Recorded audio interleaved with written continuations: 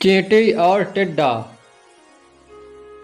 एक बार की बात है, गर्मी का मौसम था और एक चींटी कड़ी मेहनत से अपने लिए अनाज जुटा रही थी।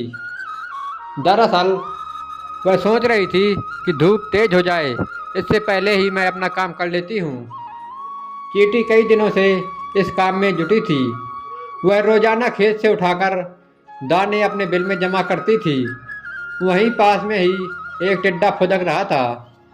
मस्ती में वह नाच रहा था, गाने गाकर जिंदगी के मजे ले रहा था। पसीने से तरबतर चींटी अनाज ढोते ढोते थक चुकी थी। पीठ पर अनाज लेकर बिल की तरफ जा रही थी। तभी टिड्डा फुदककर उसके सामने आ गया। बोला, प्यारी चींटी, क्यों इतनी मेहनत कर रही हो? आओ मजे करें। चींटी ने टिड्डे को नज़रअंदाज किया और खेत से उठाकर एक एक दाना अपने बिल में जमा करती थी। मस्ती में डूबा टिड्डा चींटी को देखकर हंसता और मजाक उड़ाता। उछलकर उसके रास्ते में आकर कहता, प्यारी चींटी, आओ मेरा गाना सुनो। कितना बढ़िया मौसम है, ठंडी हवा चल रही है, सुनहरी धूप है। क्यों मेहनत करके इस खूबसूरत दिन को बर्बाद कर रही हो? टिड्डा की हरकतों से चींटी परेशान हो गई। उसने समझाते हुए कहा, सुनो टिड्डा, ठंड का मौसम कुछ दिन बाद ही आने वाला है। तब खूब बर्फ गिरेगी, कहीं भी अनाज नहीं मिलेगा। मेरी सलाह है, अपने खाने का इंतजाम कर लो, वरना बहुत पछताओगे। मैंने तो अपने खाने का इंतजाम कर लिया है। धीरे धीरे गर्मी का मौसम खत्म हो गया। मस्ती में डूबे टिड्डे को पता ही नहीं चला कि गर्मी कब खत्म हो गई। बारिश के बाद ठंड आ गई। कोहरे और बर्फबारी की वजह से बामुश्किल सूरज के दर्शन हो रहे थे।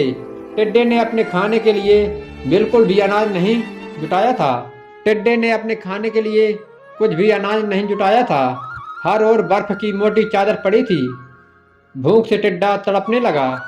टिड्डे के पास बर्फबारी और ठंड से बचने का भी कोई इंतजाम नहीं था। तभी उसकी नज़र चींटी पर पड़ी। अपनी बिल में चींटी मज़े से जमा किए हुए अनाज खा रही थी और मज़े कर रही थी। तब टिड्डे को एहसास हुआ कि समय को बर्बाद करने का उसे फल मिल चुका है। भूख और ठंड से तड़पते टिड्डे की फिर चींटी ने मदद की। खाने के लिए उसे कुछ अनाज दिए। चींटी ने ठंड से बचने के लिए खूब घास फूस जुटाए थे। उसी से टिड्डे को भी अपना घर बनाने के लिए कहा। कहानी से सीख, अपने काम को मेहनत और लगन के साथ करना चाहिए। उस वक्त भले ही लोग मजाक उड़ाएं, लेकिन बाद में वे ही तारीफ करते हैं। धन्यवाद। यदि आपको हमारी कहानी अच्छी लगी हो तो हमारे चैनल को सब्सक्राइब करना और वीडियो को लाइक करना। धन्यवाद।